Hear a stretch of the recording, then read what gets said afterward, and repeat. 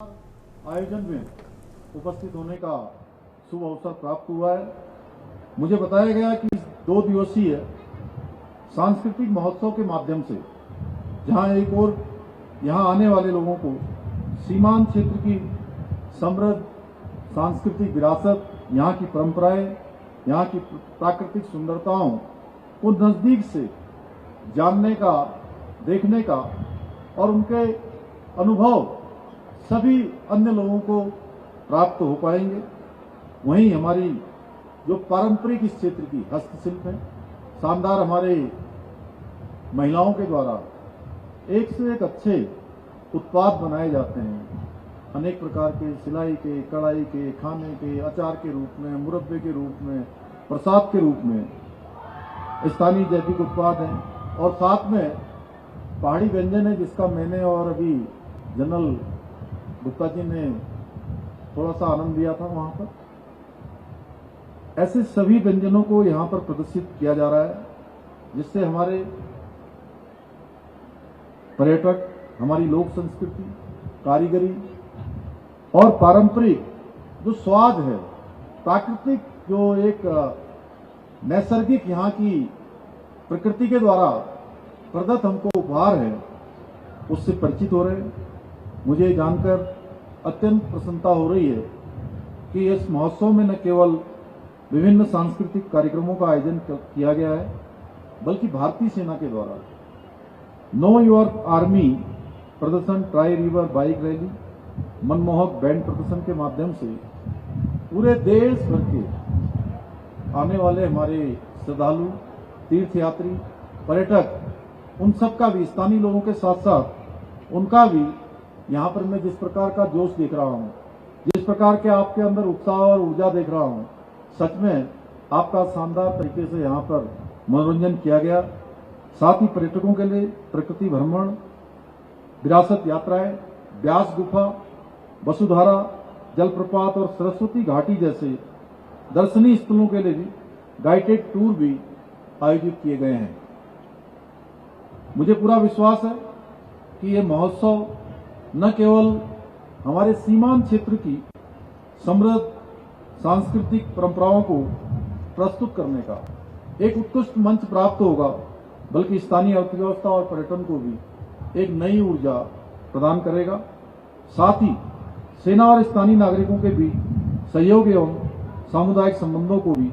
और सशक्त बनाएगा। जैसा आप सब देख रहे थे अभी यहाँ पर हम लोग जब जिन महाविद्यालय, विद्यालय, ऐसे बच्चों ने, ऐसे छात्रों ने, ऐसे युवाओं ने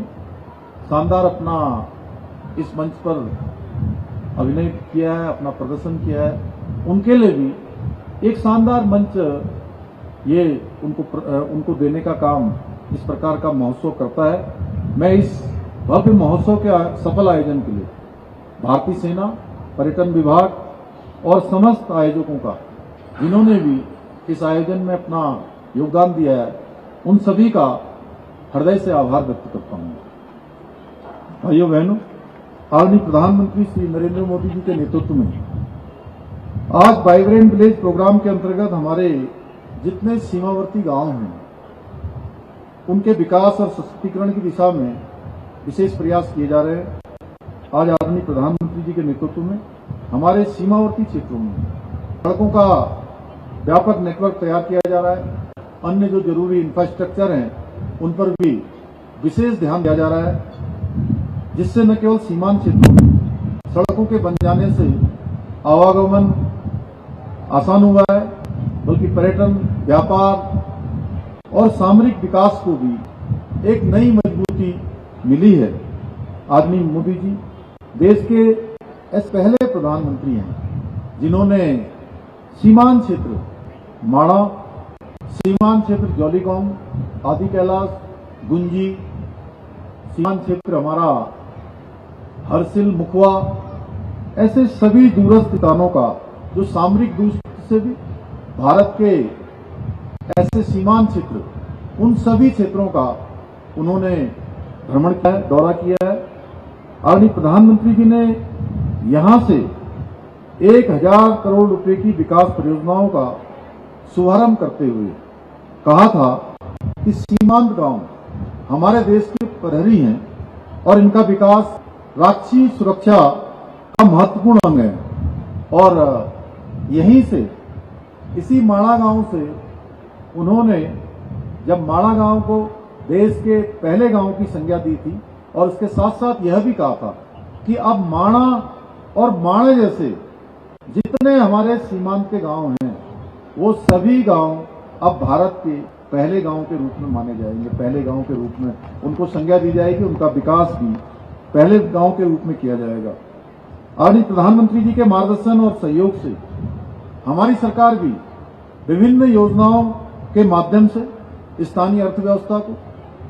अधिक सशक्त बनाने के लिए काम कर रही है। जहां हम एक जनपद दो उत्पाद योजना और हाउस ऑफ हिमालय ब्रांड के माध्यम से स्थानीय उत्पादकों को व्यापक रूप से पहचान दिलाने का काम कर रहे हैं, वहीं state millet mission, farm machinery bank, apple mission, नई पर्यटन नीति, नई फिल्म नीति, home stay, wed in Uttarakhand और सौर स्वरोजगार योजना जैसी पहलों के माध्यम से प्रदेश की स्थानीय अर्थव्यवस्था को मजबूती प्रदान करने के लिए भी हम वृहद स्तर पर काम कर रहे हैं। आज होम स्टे योजना के माध्यम से हमारे राज्य के दूरस्थ गांव भी अपनी एक विशिष्ट पहचान बना रहे हैं और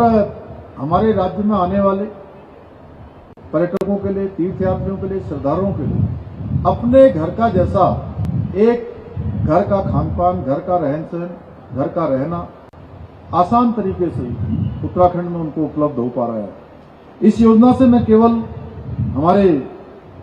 जो ग्रामीण आर्थिकी है उसको सशक्त किया है, बल्कि स्थानीय युवाओं को रोजगार के भी अनेक अवसर प्रदान किए हैं। और जो पलायन एक बहुत बड़ी समस्या, एक बड़ी चुनौती हमारे लिए है, उस पर भी प्रभावी रूप से अंकुश लगाने का काम इस योजना ने किया है। भाइयों बहनों, तीर्थाटन और पर्यटन हमारे राज्य की अर्थव्यवस्था का बहुत महत्वपूर्ण आधार है, जिससे हमारे प्रदेशवासियों को प्रत्यक्ष अप्रत्यक्ष रूप से रोजगार और व्यवसाय के अवसर प्राप्त हो रहे हैं। इसी को ध्यान में रखते हुए हमारी सरकार राज्य में धार्मिक, साहसिक, eco tourism, wellness tourism, agro tourism और फिल्म पर्यटन जैसे विभिन्न क्षेत्रों को विकसित करने के लिए निरंतर प्रयासरत है। हाल ही में हमने राज्य को योग की वैश्विक राजधानी के रूप में स्थापित करने के उद्देश्य से देश की पहली योग नीति की भी शुरुआत की है। इस नीति के अंतर्गत राज्य में योग और ध्यान केंद्रों के विकास हेतु प्रति केंद्र 20 लाख रुपए तक की सहायता राशि उपलब्ध कराई जा रही है। यह हमारे प्रयासों का ही परिणाम है कि आज केंद्रीय पर्यटन मंत्रालय की ओर से हमारे 4 गांव जखोल, हरसिल, गूंजी और सूपी को सर्वश्रेष्ठ पर्यटन ग्राम पुरस्कार से भी सम्मानित किया गया है। भाइयों बहनों, हमारी सरकार देवभूमि उत्तराखंड को देश का सर्वश्रेष्ठ राज्य बनाने के अपने विकल्प रहित संकल्प के साथ काम कर रही है। उसको पूरा करने के लिए हर संभव प्रयास कर रही है। मुझे विश्वास है इस प्रकार के आयोजन न केवल हमारे सीमावर्ती क्षेत्रों की समृद्ध सांस्कृतिक विरासत को मजबूत करने में